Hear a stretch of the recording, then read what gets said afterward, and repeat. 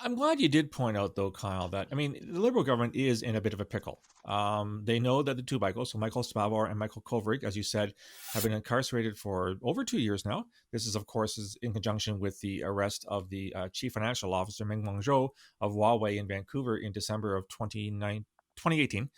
And so the government is trying, obviously, to effect the release of the two Michaels. And if they were to come out really, really strongly, the PRSA may say, you know what, screw you, the Michaels are never getting out. And so, I mean, they are juggling, I think, several balls simultaneously. This does not, I think, exonerate the Trudeau government from taking more action. And of course, you also saw that the CSIS director came out quite blatantly 10 days ago and said that, China is doing X, Y, or Z. And that's what my op-ed piece was all about.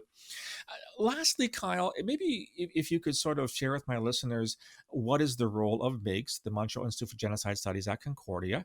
What kind of programs are you involved in? And how are you taking the initiative to educate Canadians on the grander notion of genocide and what Canadians can do about it? Yeah, so at MIGS, I mean, we're a university-based think tank, so we interact and engage on a multitude of human rights issues, but genocide and mass atrocities is a key part of our work.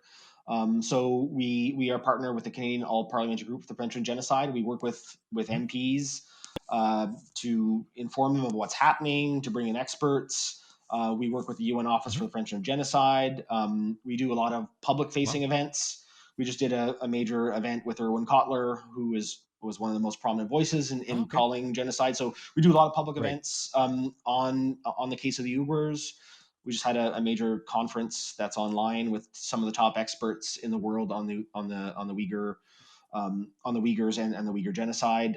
We write op-eds, we do media interviews. Mhm. We're part of a couple different coalitions. We do a lot of high level advocacy. So we were one of the 180 human rights groups that signed an open letter calling for the Olympic Committee not to hold the Olympics in Beijing, thinking it would be a stain on human rights. We've Mhm. recently also joined other human rights groups where we signed an open letter to the leaders of the European Union to criticize their free trade deal with China and saying that you've got to be careful because human rights are being misused. So we're engaged in a lot of that, and sometimes we also do a lot of kind of closed door briefings with experts Right. to kind of Right. just to help them understand what's happening. So and then speak to the media and just kind of raise awareness. That's kind of our three or four areas Mhm. of advocacy, Mhm. meeting with policymakers and informing the wider Canadian and international public about what's happening.